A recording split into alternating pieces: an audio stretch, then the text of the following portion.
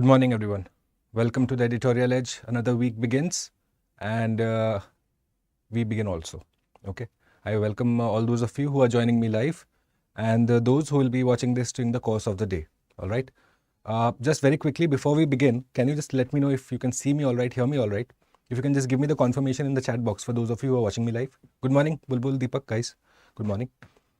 So we have 4 articles for you today. And all the 4 have been mentioned extensively in the newspapers, editorials in the past 2 days. Okay.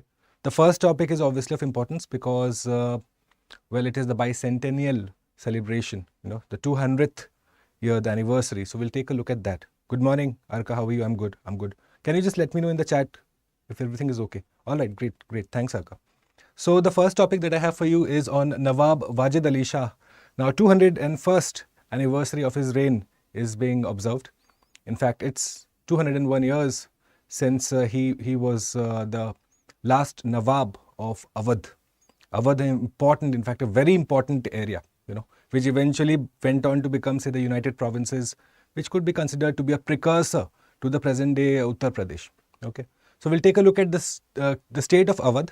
Okay, and then we'll take a look at Nawab Wajid Ali Shah. What was his contribution, not just as the Nawab of Awadh, but also when he was exiled, when he was finally sent away to Calcutta, Even then, how did he go ahead and, say, influence and bring about facets of, say, the Awadh culture into, say, the Bengali culture? And how did that fuse and what products came out of that fusion that you and I enjoy today? All right, so that's going to be our first topic. Second, we'll take a look at cryptobiosis. Now, permafrost has been in the news recently. Okay. You must be aware, permafrost is the permanent icing that you find not just in the polar areas, but also you find it in the Tibetan plateau. So we'll take a look at permafrost and more specifically a certain type of organism which has been found there and what scientists are looking to harness out of that particular organism, So we'll take a look at permafrost, number 2. Third will be Bhojpatra, which has been mentioned by the Prime Minister in yesterday's Mann Ki Baat, So from the UPSC perspective, obviously there are lot of facets in that address. If you go ahead and just look at it from the, say, learning point of view, well, there's a lot of concepts, ideas that you can pick off from there. So one such that caught my attention was Bhojpatra.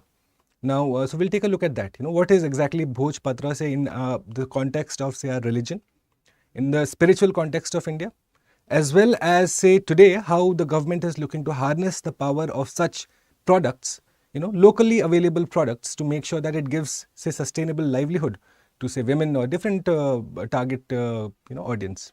Good morning, Mandeep. Welcome, guys. Okay. And fourth, we'll take a look at Kisan Vani. Now, the article says that, well, the government of India has gone ahead and, say, cut funding to Kisan Vani. Now, for the uninitiated, what exactly is Kisan Vani? Well, it was a program that is designed to serve the interests of the agricultural community. Okay. So what is the ramification of, say, government cutting funding to Kisan Vani and what is the governmental position? And then the mains question comes out of that particular discussion.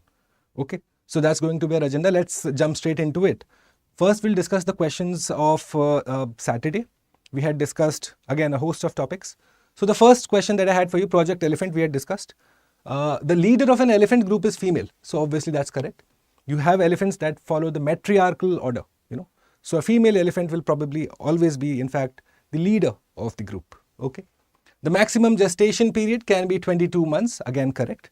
Gestation period is the period for which the baby elephant lives in the womb of the mother elephant. So that's, again, elephant has one of the highest gestation periods.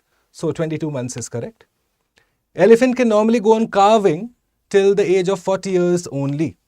Well, calving is, again, the process of birthing, And so what you find is that it's not just till, say, 40 years. In fact, the Indian elephants, the Asian elephants, in fact, are able to calve up till the age of 50. Okay. You must know by now that the life expectancy of Asian elephants is lesser than that of the African elephants. Right? They live for an approximate around 60 years. They live approximately around 70 years. Okay. So the Asian elephants, they are the process of birthing, the process of calving, well, they can do it up till 50 years. Okay, good morning, Sai Krishna, Pranjul, guys, welcome. Okay, and among the states in India, the highest elephant population is not in Kerala, in fact. The elephant census of 2017, just a second. the elephant census of 2017, all right, what it tells us is that the highest number of elephants are in the state of Karnataka, followed by Assam, and finally at third position is Kerala. All right, that's the order. So obviously it will be the third highest, which means this is incorrect. So which of the statements given above is or are correct? Well, the first two only. 1 and 2 only are correct here. Okay. This is again a previous year question that was asked by the UPSC. So you understand the level of depth that you're supposed to go into. You're supposed to know the gestation period also. Some people might dismiss such information as, oh, it's stat based. UPSC never asks stats. Well, it does. Okay. So you're supposed to know facts and figures. So this is question A. Question B, where will you find elephants in these four national parks or wildlife sanctuaries that I've put before you? Gorumara National Park in West Bengal. You'll find it there. Senchal Wildlife Sanctuary, again in West Bengal, but in the Darjeeling district. It's up in the hills. You don't find elephants up there. Okay. Dachigam in J&K. Okay. Don't find elephants here. Corbett, obviously you find elephants there. So 1 and 4.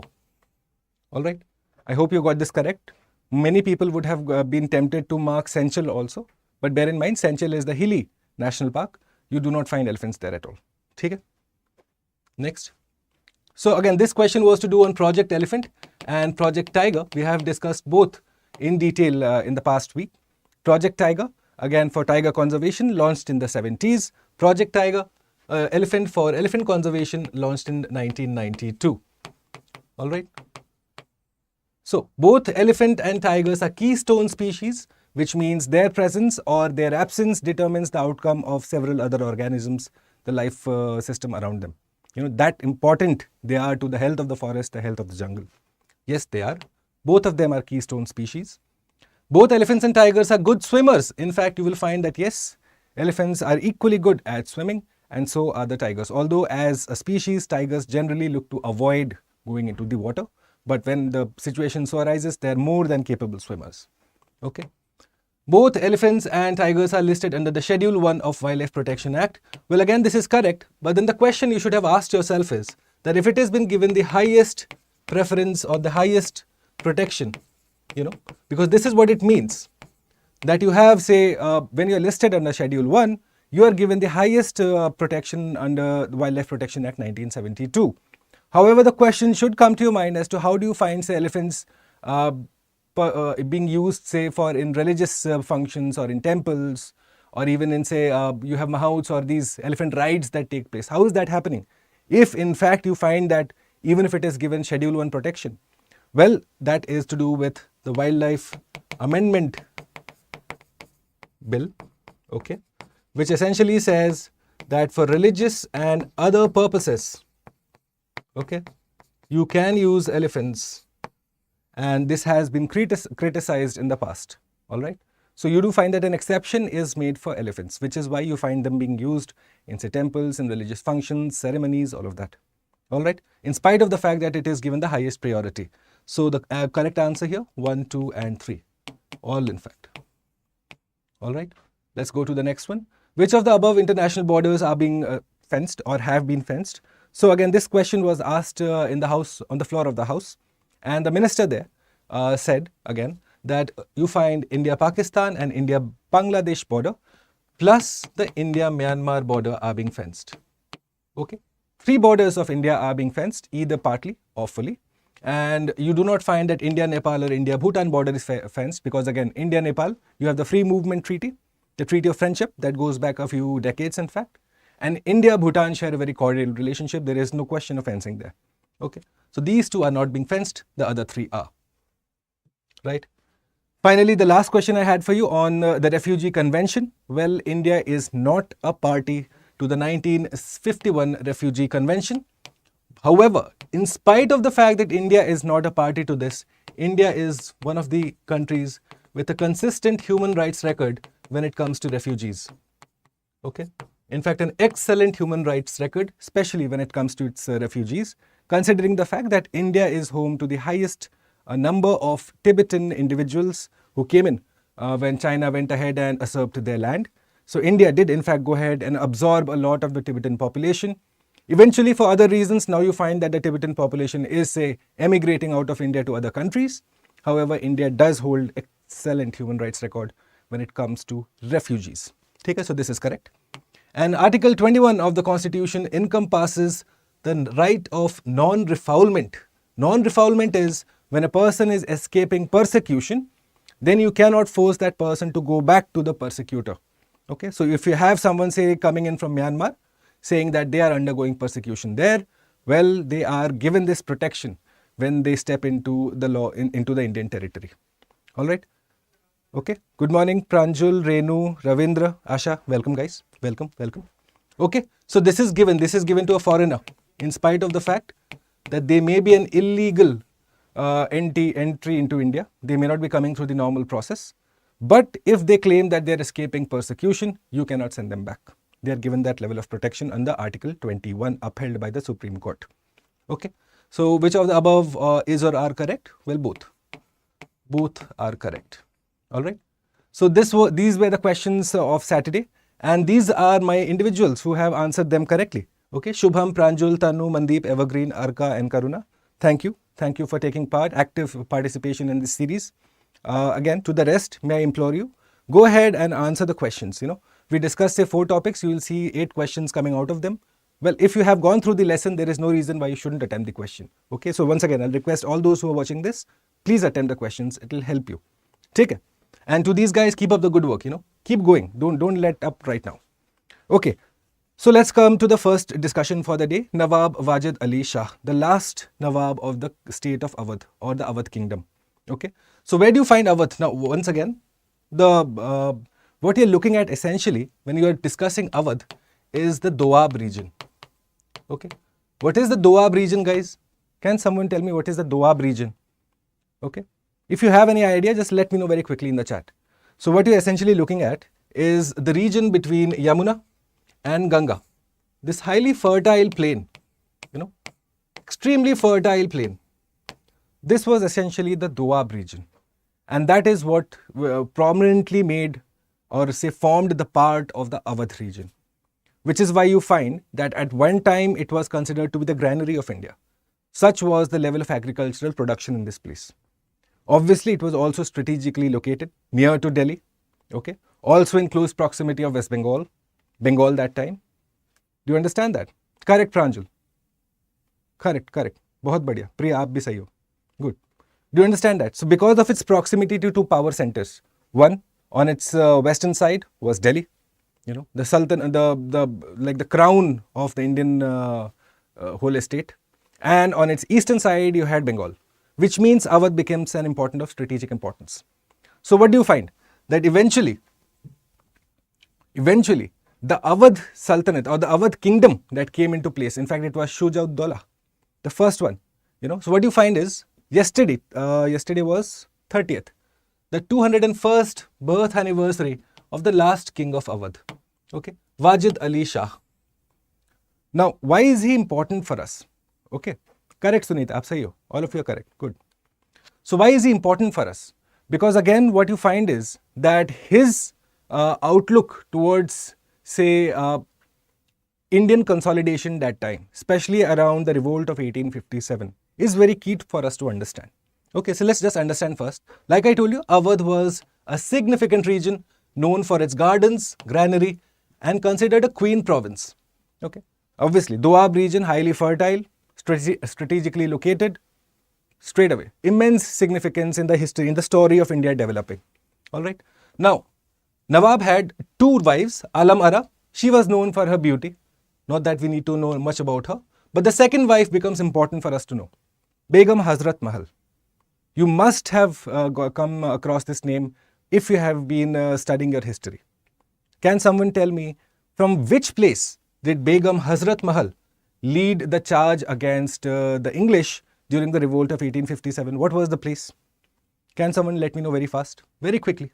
Let me know from which place was Begum Hazrat Mahal leading the charge against the English, and from which place was Nana Sahib leading the charge against the English. You will let me know this answer in the chat. Okay. So an extremely important character from the revolt of 1857 point of view. Now, what do you find? That the EIC has gone ahead and annexed Awadh in 1856. Awadh, that became an important part, especially after the Treaty of Allahabad. Now, if you understand it as a story, okay, if you don't want to remember it, well, here is a way to remember it. Okay, you had the Battle of Buxar, which essentially consolidated the company's rule in India. You know, the company's presence in India. Yes, the Battle of Buxar. So most people would say, you know what, Battle of Plassey was the turning point for the English in India. Partly true, partly untrue. A lot was to do with the consolidation of the power post the Battle of Buxar. And what do you find coming out of the Battle of Buxar? Correct. Those of you who are telling me about Lucknow is correct. Okay? What do you find about the Battle of Buxar? That the Treaty of Allahabad comes out. The Treaty of Allahabad essentially gives the English the Diwani rights. You know, they become like the de facto ab ho gaya. You know that the Mughal rule is now coming to an end. Once you have the financial power, what else do you need? Okay? So they are given the Diwani rights. And what you also find is that the English now make sure that they have control over Awadh. Why again? Two reasons, guys. Okay? From the exam point of view, two reasons why this becomes important. First, you have Delhi here. You have Bengal here. Delhi is a story of either Mughals or the Marathas up until then. Yes? So what are the English looking at? To creating Awadh as a buffer state. You know, as a state of buffer area between themselves and these two parties.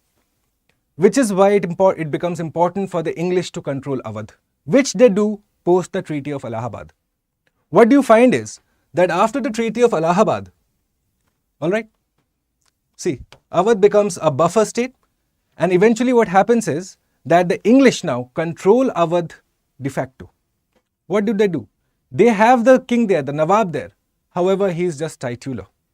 Most of the power, in fact, is in the hands of the English regent who is posted in Lucknow.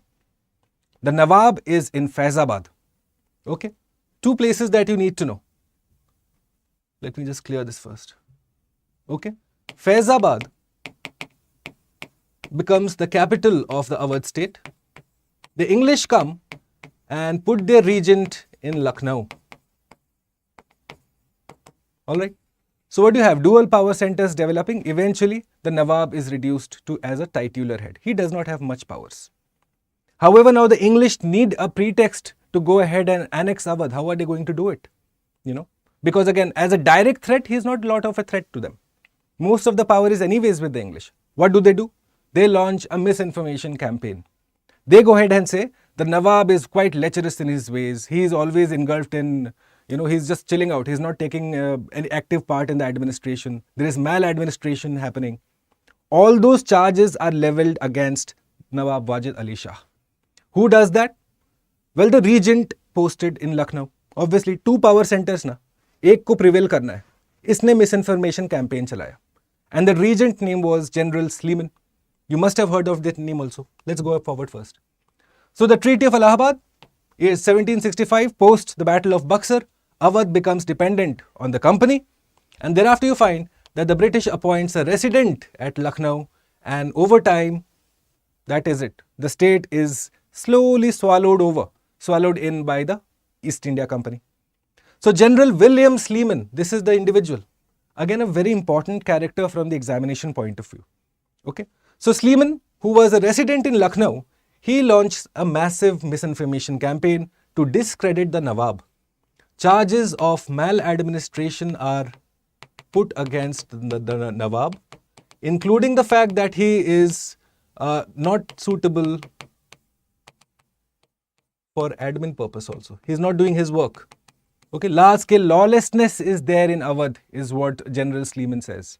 However, later historians, in fact, contemporary historians will also agree that a lot of this charge was factually incorrect. Yes, the Nawab was a little, as we will see in the discussion, he was also quite interested in art and culture and music. However, that did not come at the expense of administration. Okay, he was a guy who was adept at both the things. However, the English chose to play up the fact that, you know, he was always in dance, drinking mood. None of that was actually true. Okay, so you straight away look at it. the facade of benevolence. The same reasons that in fact you find the Americans also give when they went into Iraq. That democracy hum लाएंगे, हम अच्छा governance लाएंगे. Same thing. It has been the consistent reason given whenever you have to go in and invade a particular place. Same thing was done by the Lucknow regent also. However, what you realize is the company was in effective control. Nawab was just a titular head. The British needed a reason to go into Awadh, which they did. Okay. This was Sleeman, by the way. So again, Sleeman, I'll tell you why he's important, guys. General Sleeman. 2-3 चीज आप समझ लो, वैसे तो ये class के and तक आपको पता चल ही जाएगा. 2-3 things that you need to be aware about him. So you must have heard of the Thuggy. Are you aware of this Thuggy? What was Thuggy, guys? You would go into on long journeys. At that time, you would be, say, accosted in the outskirts or in jungles. Thugs would be there. They would loot you, luteras basically. Was that not Thuggy? Who is the person who is credited with the suppression of Thuggy in India? Can someone tell me? Who is the individual? Bataiye aap mujhe. You will tell me this. Who was the person who is credited with suppression of Thuggy in India? Okay. General Sleeman was also responsible in Jabalpur, Madhya Pradesh, when he was posted there. So he goes ahead and finds the first dinosaur fossils in India. The first dinosaur fossils he finds in Jabalpur. ठीक है? Correct Jamkhandi. आप मुझे बताओ, who is the guy who is responsible for suppression of Thuggy though? Okay. So Sleeman is also responsible for finding the first dinosaur fossils near Jabalpur. He is also, his account, his journal that he used to write, therein he mentions 2 kids that he found from the jungle. Okay. And then that story of the 2 kids eventually becomes the inspiration for Rudyard Kipling's Mowgli in the Jungle Book. Okay. So a very important character, especially for the things that he did. So is the spelling correct? Huh. Okay. So his account in fact becomes the inspiration for this particular character. How many of you know about this character, guys? Because I know when I was a kid, this was a rage. This used to come on the TV. Yes.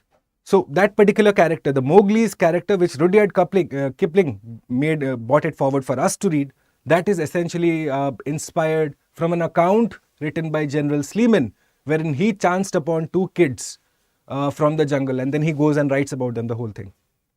Okay. So Thuggy is again, General Sleeman is credited for going ahead and putting a stop to this. So you understand why is he an important character? Yes. He gives you FAQs. For UPSC, he is a very important character. He'll give you FAQs. 3 important things that you need to know about him.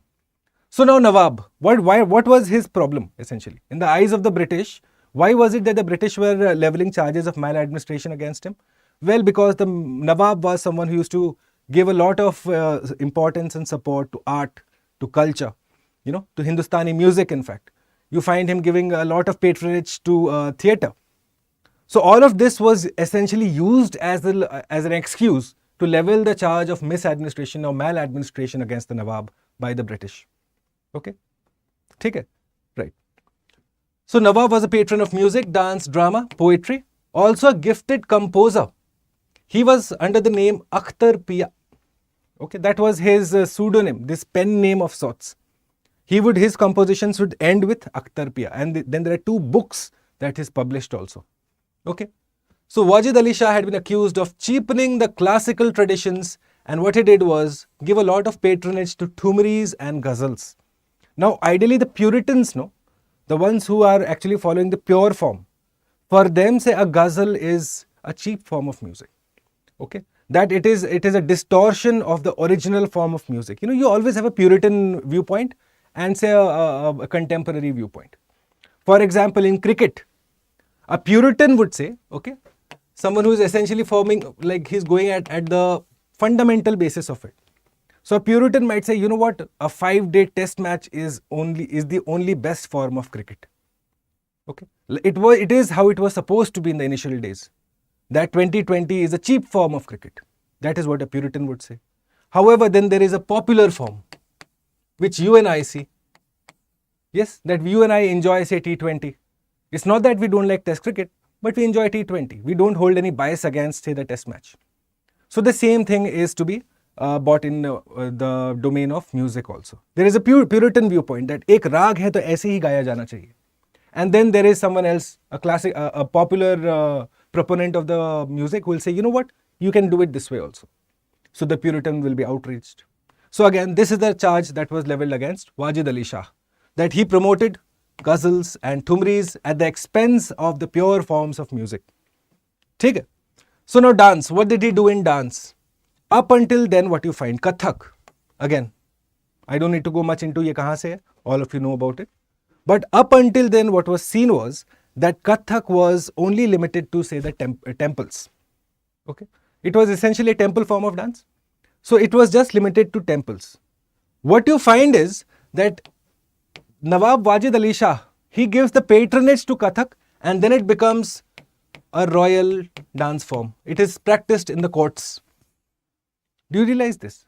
So that royal patronage given to Kathak, it leads to the proliferation of Kathak. Finance ज़्यादा है ना, सरकारी कोष से अब आपको पैसा मिल रहा है. So obviously you'll have more people getting associated with it. It became a popular dance form. All right. He also started to distinct form of dance called Rahas and Ras. Now the name will give it away.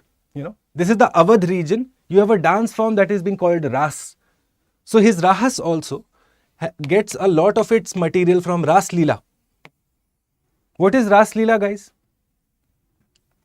Proud Jamkhandi, I'll tell you something. Nawab Wajid Ali Shah, in fact, now that you mention Amir Khusro, he is also someone who gave a lot of patronage to Mirza Ghalib. ठीक है, Ghalib को भी दिया था इसने. We'll discuss that. But tell me, what is Ras Leela, guys? Can someone tell me what is Ras Leela? Very एकदम basic general knowledge discuss कर रहे हैं आज. Let me know what is Ras Leela. All right. So he also gives patronage to theatre. Now he had something called a Pari Khana. Pari is essentially fairies. Khana is a house. So that was essentially the tenet of it. Fairy house. Young girls, say 13 to 16, 18, those girls would be trained in various dance forms, in various theatre, art forms, you know, and this received again royal patronage.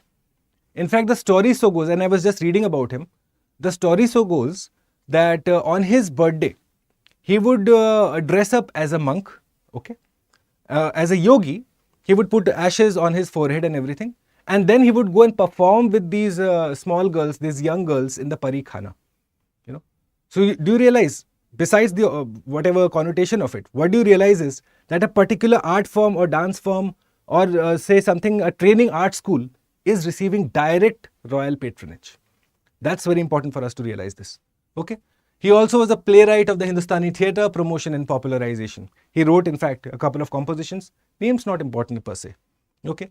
Poetry, Takhallus, a pen name. So Kaiser was his pen name. Krishna and Gopis, correct. Sri Krishna, Bhagwan Krishna's story, you know, that is essentially Ras Leela. Where is it basically based out of Mathura only, no? Yes? It's a dance form that you do. You have, say, male, female, it's the story of Bhagwan Krishna, right? Okay, so he had a pen name also, and he patronized the famous poet Mirza Ghalib. There it is, Proud Jamkhandi, right? So you find that there was a lot of patronage happening there too. So all of this picture that I've painted for you, do you realize there was this guy who's so invested in the Indian art and culture? And that reason is given by General Sleeman to go ahead and completely take away his kingdom from him. ठीक है? So now after what happens? After Awadh is annexed in 1856. In fact, this annexation happens just 9 days prior to his coronation anniversary, you can say. ठीक है? Imprisoned during the 1857 revolt at Fort William, which is then in Calcutta. Okay. So again, he's imprisoned. The British have go ahead and imprison him, but then release him in 2 years. And what do? They give him an extensive property just by the banks of the Hooghly in Garden Reach. Okay. So there you have the banks of the Hooghly, and what you find is that the Nawab is given a huge property. Eventually, the Nawab was also a Nawab. वो नाम का थोड़ी ना था, वो काम का भी नवाब था. So he had all his entourage, you know, his singers, his dancers, his children, his wives, all of that together. So with his whole entourage, he's there. He's like, I need bigger properties now. So they are given two more such big properties just by the side of it. At that time, he was being paid 1 lakh per month as a sort of money, a remuneration by the British Crown. Now, please tell me what could be the reason? What could be the reason? Why is it that the British are now giving him money in spite of the fact that, he is useless to them? He has no power to them. The reason was that because the Nawab was so invested. What happened here? Okay, just give me a second. Not sure what happened here. One sec. So the reason was because the Nawab was so invested with his art, his culture, so he had a lot of popular support. Can you just help me with this? You will? Okay, thank you. So the reason was, again, he was so invested with the people that he had a lot of popular support. So eventually the Nawab becomes a very emotive reason. He has a lot of popular public support. So the British don't want to mess with him. All right. So what you find is, he goes in Calcutta and he establishes a mini Awadh. This Kathak that had received royal patronage up until now, that comes into Bengal. Popularization of Kathak in Bengal happens. If you have ever had the chance to eat Kolkata biryani, okay, which is famous, by the way. Different forms of biryani exist in India. I shared a question on this in my Telegram channel. And what you find is that its speciality is that it has potato, okay, plus egg and the use of kevda water. Okay. What you find is that Wajid Ali Shah goes ahead and this becomes a part of the local cuisine. Today that is in fact immensely popular, Kolkata biryani. Right? So all of this happens and eventually he goes ahead and sends a lot of representations to the Queen. In fact, to the extent that, historians remark that here is a king without a kingdom, sending representations to Queen of England, expecting to be at least treated at par with the Queen. What does it tell you about the guy? That he believed he was a king up until his last days. That he was believing that his representations to the Queen would at least be read, if not answered. Do you realize? So this tells you about Nawab Wajid Ali Shah as to he treated himself as a king because his people treated him as a king. Very, very important character. 201st birth anniversary observed yesterday. His, in fact, Maqbara is in present day Calcutta. Okay. All right. So that is Nawab Wajid Ali Shah for you. There it is. First question for today. Let's have a look at it, guys. Let's have a look at it. Now what you're going to do is, I'm going to be introducing around 6-7 questions for you. Go ahead and answer them serial wise in the comment box. All right. So go ahead and answer them serial wise. And those answers that are correct, well, I'll feature those names in tomorrow's class at 8 AM. Okay. So General Sleeman credited with the suppression of Thuggy. Sleeman credited with the first recorded discovery of dinosaur fossils in India. Sleeman's account of 2 wild children inspired the character of Mowgli in Jungle Book. Which of the above are correct? I've discussed this in my class today. All right. Next. Lucknow was the capital of the state of Awadh, with the Nawab's court being held there. The regent, General Sleeman, usko kahan rakhe the? Lucknow mein ya Faizabad mein? Okay. You will identify the correct statement for me. And statement C, the Treaty of Allahabad, who were the signatories to it? Okay. Was it Shah Alam II? Was it Shah Alam I? Was it Shah Alam? Or who was it? Go ahead and identify. Okay. And Robert Clive was obviously on the other side. So this name you'll have to identify for me. All right. The Treaty of Buxar. Okay. The Treaty of Allahabad, by the way. The Treaty of Allahabad was signed in the aftermath of the Battle of Buxar. Identify the correct statements. All right. If you understood the whole Nawab Wajid Ali Shah story, okay. Now if you feel confident of answering any question that one poses to you on Nawab Wajid Ali Shah, the last Nawab of the state of Awadh, go ahead and leave me a like, please. All right. That would be of immense help to me. And just a very quick announcement. This P2I course, by the way, okay, ends today. This evening, 6 PM, admissions close. Single digit seats are left. Okay. And if you like the way we approach topics here, how we come from the absolute basic up until giving you the further point for even a mains answer, because that is the way we approach topics here. There's a topical method to the UPSC preparation. So go ahead, sign up for this. This is going to be done for each and every subject, all syllabus of prelims, entire syllabus of mains, including making sure that you have the ability to answer in a fashion that is expected of a UPSC aspirant when it comes to the interviews. The OLQs, if you have heard about OLQs, read about them, the officer-like qualities, there's a thrust on that development also. Okay. Obviously, the entire focus is also on, say, preparation, test series, all of that is there. So studyiq.com, head over to it, use the code BALIVE, and this closes, okay? This evening, 6 p.m, we have the orientation class. Right, the second topic for the day. We head over to Siberian permafrost. In fact, I will take you right now to Eastern Russia, okay? Eastern Russia, there is a river that goes by the name of Kolyma, okay? This is in fact the river here, all right?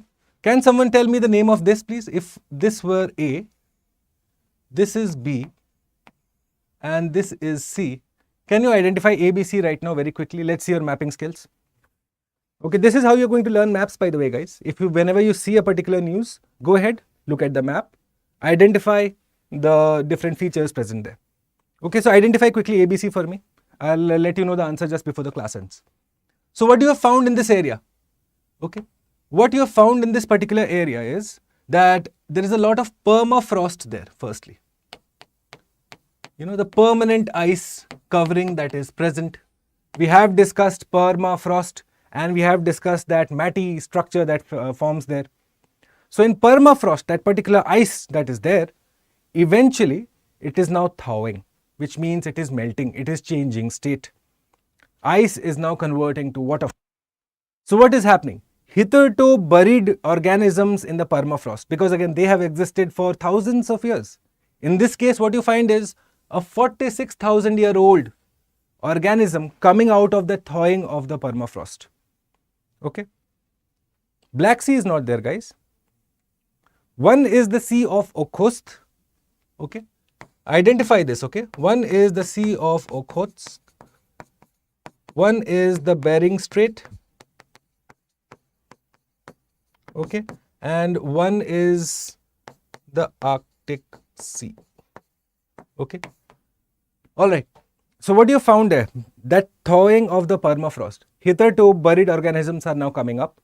One such organism is called a nematode. Nematodes are essentially roundworms, which are also present in your gut, They're essentially roundworms. What you have found there is, okay, that these 46,000-year-old organisms, okay, found in this particular region, what they have found is that they have managed to revive these particular nematodes. They were frozen, they came up, the scientists have gone ahead and revived these nematodes, okay, made them procreate, got several generations of the nematode before, say, the parent nematode died. Samajh rahe ho aap? Now, please understand the consequence of this. Thus, here it is a particular living organism that was, say, in pause mode for 46,000 years. It was buried in the permafrost. Pause mode pe tha. Na wo zinda tha, na wo mara tha. You are able to revive it after 46,000 years. Make sure that it procreates. It gives you further generations of nematodes. What is the importance of this, guys? Can you understand this now? Okay. So they have managed to revive these. And how did they revive it? They just put it in water, by the way. कुछ ज़्यादा नहीं किया वो nematode जो sea में जो ice में दबा हुआ था, they took it out, put it in water, it revived. They were able to get future generations also. Okay. So now how did they do this?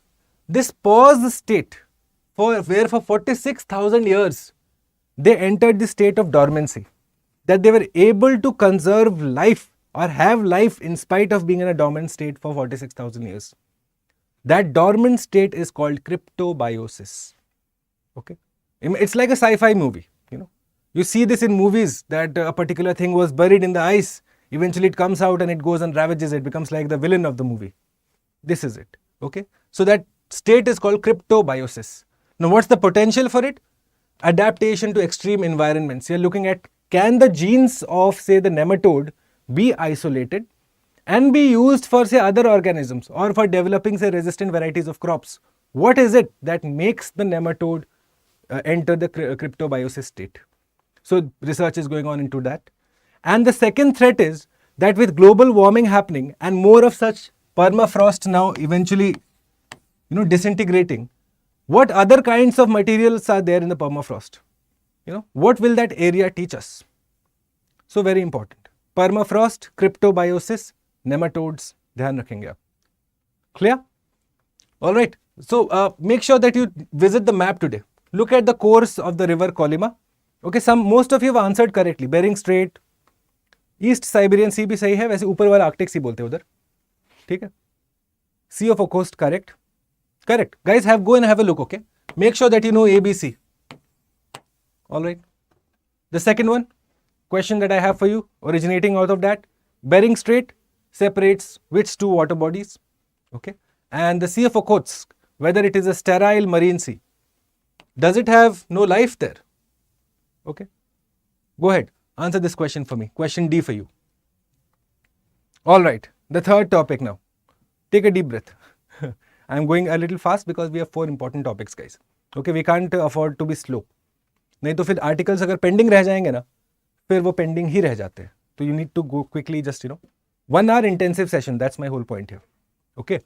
So Bhojpatra mentioned by the Prime Minister in his Man Ki Baat. Now, irrespective of your political ideology, I am not interested in that.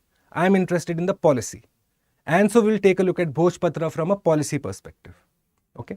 First, what is Bhojpatra? It is the bark of Himalayan birch.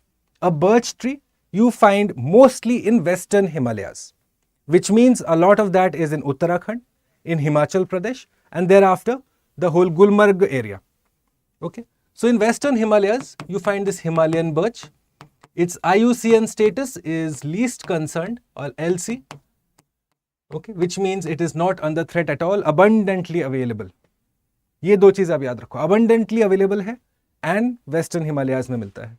Now, deciduous tree native to the western Himalayas whose paper-like bark is used for writing. It has numerous other wildflowers and herbs, but its bark essentially, the surface of the trunk, the tree, outer layer of the tree is called the bark. So you are going to, it has been in fact used for writing. And who is telling us this? You find that Kalidas, okay, Sushruta, very, very important names. Okay, Varahmira. Can someone tell me what was Varahmira known for? Here is this name, Varahmihira. What is his contribution, guys? Sushruta, I know, everyone will know that he was the father of medicine. Okay, surgery in India. Sushruta Samhita was written by him. But who was Varahmihira? Let me know. Okay.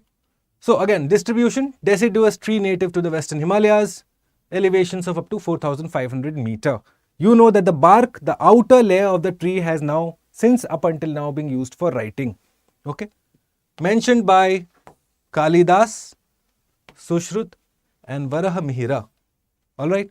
You are also looking at the bark being used for packaging material. Okay. It's very flexible in fact. If I show you a photo of it, I do have a photo. Yes, here, have a look at this. Okay. Look how you can turn and roll it. Can you see this? Like a royal scroll. So straight away, a lot of flexibility is there. A lot of durability is there. It's quite a very durable product in fact. Okay. Again, a sustainable product, an organically made product. So what you find is that self-help groups in Uttarakhand, because this tree grows abundantly there, least concern hai, women self-help groups have come together.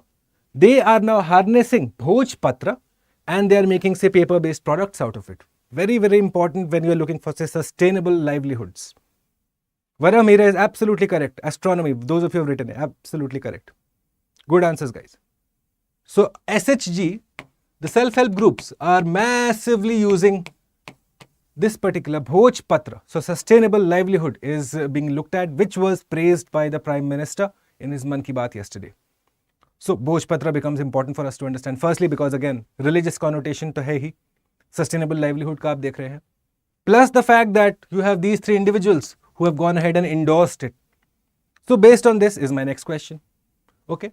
Identify who has written what, who is responsible for what. Okay. Kumar Sambhava, written by Kalidas, yes or no? Sushruta, has he written Bharat Samhita? Okay. Sushruta also wrote Sushruta Samhita. Okay. It is the treatise of surgery. Okay. He is considered to be the father of surgery and medicine and all that in India, in fact. You also find that evidence of oath, that all his students would come, take an oath first. That, okay, I am going to say operate on a particular person. May I not be guided wrong, that all I do be correct. So was it the primary form of Hippocratic oath? Yes or no? Okay. You also find that initially, Sushrut would do what? You would have, say, practice on fruits, vegetables, decaying root. You straight away not going to start operating on a patient. No.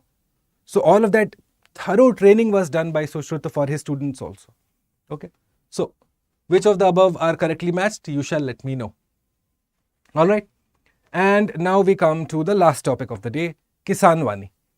Kisan Vani is the radio program that was in fact funded by the Ministry of Agriculture, and All India Radio would go ahead and telecast, or in fact broadcast, programs for the benefit of the agricultural community. Okay. So the newspaper report, in fact this article is again from the Indian Express. The newspaper report says that the government of India has now gone ahead and reduced funding for, say, this particular program, and now that fund is being diverted to other forms of media engagement. Essentially, the government is saying that now we are going to serve the agricultural community through newer media forms, say Twitter, podcasts, or whatever, the newer media forms. That radio as a medium is now probably not the best method to reach out to such agricultural community. Okay. So that raises two questions for you as a civil service aspirant. First, be aware of what Kisan Vani is. So straight away, 2004 started, Ministry of Agriculture plus AIR. The second question you have to look at is the role of AIR in serving different stakeholders. Okay.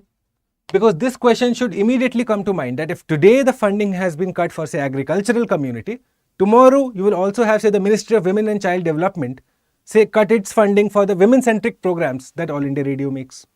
So does it tell you that as a public service broadcaster, is there a need to relook at the way AIR discusses or mounts program for its stakeholders? Okay. What would be the policy angle to it is what we should seek to understand. All right. So again, a 30-minute radio program for farmers. What would it have? Daily market rates. The Mandi Bhav it is called. Okay. The Mandi Bhav. So for a particular product at the local Mandi, what is the price being offered? What does that tell you? That straight away, as a Kisan, as an agriculturist, as a farmer, that enables me to make an informed decision. So if I am going to say Mandi X, okay, I know that, okay, a particular product is being sold at Y per kg, or quintal, or ton, or whatever. But then the program tells me that in Mandi Y, you are getting at a higher rate. Straight away, I'll take my products there, no? Do you realize? A consolidated information stream is created. You're also looking at weather reports, day-to-day information in the areas at a micro level. District-wise information is given. Okay. At the same time, the Kisan Vani program would also feature the local folk music, which say farmer communities or community music, not everything is Bollywood after all in the country. So folk music popularization would also happen. Now, because of the funding for this being cut, the aspersions are being raised as to whether these two areas will suffer significantly. Okay. So interactive in content, you have all these experts coming. Normally, the experts will come from ICAR. Where is the ICAR, guys? Indian Council of Agricultural Research. We have done extensive work on this. The regular watchers of this series will absolutely know where is the ICAR, headquarters of it. Indian Council of Agricultural Research. Of Agri Research. Where is it, guys? Have you heard of the different pusa varieties? The pusa variety of dal, tur, this, that. वो pusa कहाँ पे है? बताइए. If any of you are watching me from Rajendra Nagar and if you do not know the location of ICAR, what are you doing, boss? Delhi. just near Rajendra Nagar, just behind Rajendra Nagar, in fact. Yes, it's in fact just 100 meters from there. ICAR is in New Delhi. Okay, so look at this now. This is what the government is saying. This is the government version, that the expenditure on agricultural publicity was done through Prasar Bharati. Now the expenditure will be done through the Central Bureau of Communications. Okay, and thus they will invest in newer media forms. That radio as a medium may not be now best suited to go ahead and cater for this particular. Great, Deepak. You are an agricultural graduate. Great, great. Hi, Pratik. Good morning. Good morning. ठीक है. All right. So this is the question I have for you now. Okay. One of these days, expect a question on Prasar Bharati or All India Radio or something like that. You know, this has been in the news, and there's a lot of fodder material for the prelims perspective. Many, lot of material. Okay. Many students would ignore this also. They would think, कौन पूछता है? पर पूछ देगा तो क्या करोगे आप? ठीक है. So Mahatma Gandhi visited All India Radio just once during his entire lifetime, yes or no? And that day when he visited is observed as Public Service Broadcasting Day. Once again, yes or no? Okay. In the last week we had discussed a question on who are the public service broadcasters. The two elements of public service broadcasting, one is Doordarshan, one is All India Radio. Most of you might think that all they do throughout the year is that they broadcast for us Republic Day and Independence Day. However, you will be pleasantly surprised that there is a lot of other work that they do, including serving all the stakeholders of the society. Women, agriculturists, industrialists, industrial workers, all of that.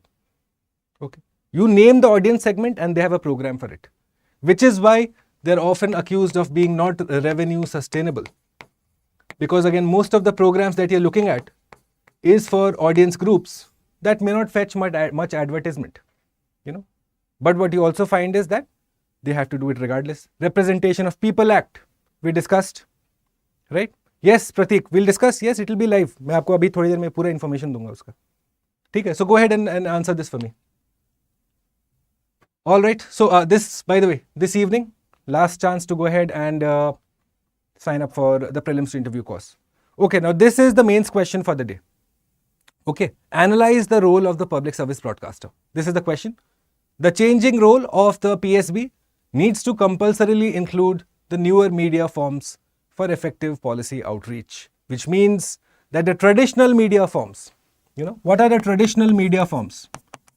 So you're looking at, say, TV and radio, okay, or newspaper. Yes, are they the traditional media forms?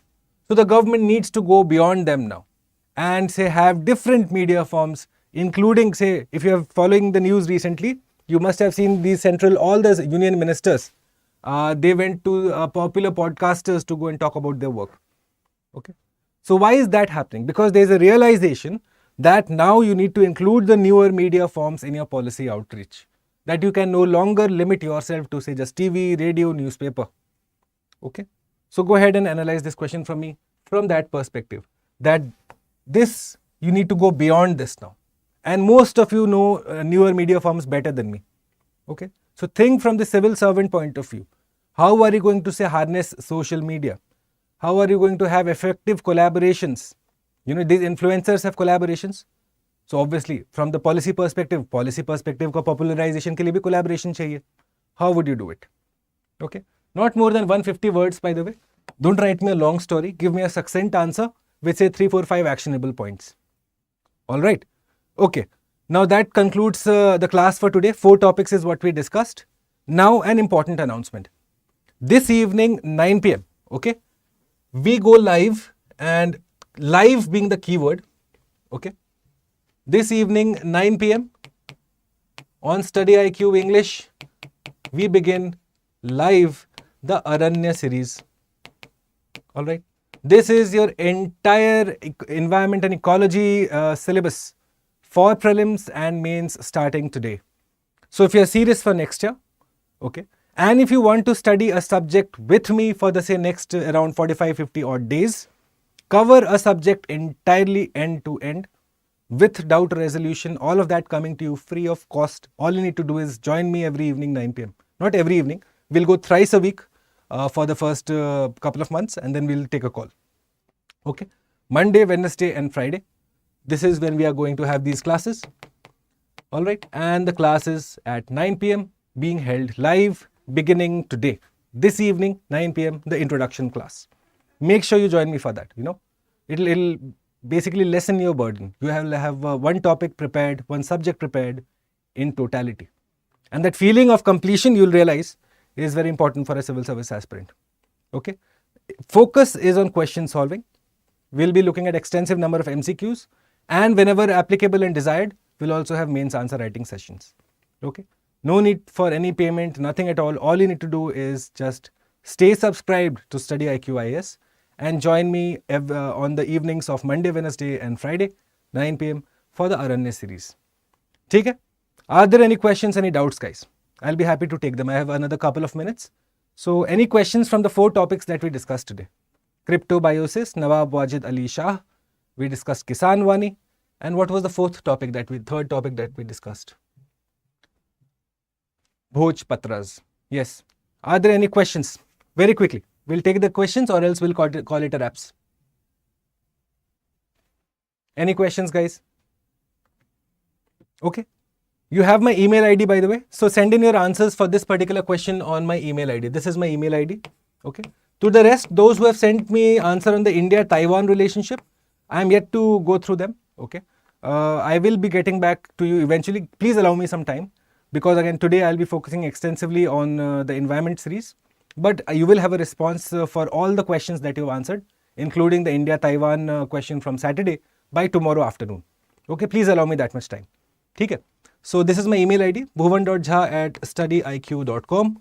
I hope that many of you will consider sending me your answers, the feedback for which I will send it to you by tomorrow evening or tomorrow afternoon. Okay? Alright guys, if that is all for today, if you have no questions for me, then I shall take your leave. Yes, Priya, the model answers will be coming too. Please allow me time till tomorrow though. Okay. Of course, monthly consolidation, Deepak, will be coming to you. Let the month finish. आज खत्म हो रहा है, तो मैं आपको अगले हफ्ते या 1-2 दिन में दिला दूंगा वो. ठीक है. मॉडल आंसर भी आ जाएगा, बट वो कल आएगा. आज थोड़ा सा we'll be focusing on the Aranya series, because the environment is extremely important. If you have gone through previous year's questions, you'll realize close to 20 questions, 25 questions are expected from environment series. So it's best desired that a student focuses extensively on environment. ठीक है. Okay. I shall see you this evening at 9 p.m. and connect with me tomorrow morning also, 8 a.m. for the Tuesday edition of Editorial Edge. Have a productive day, guys. Stay well.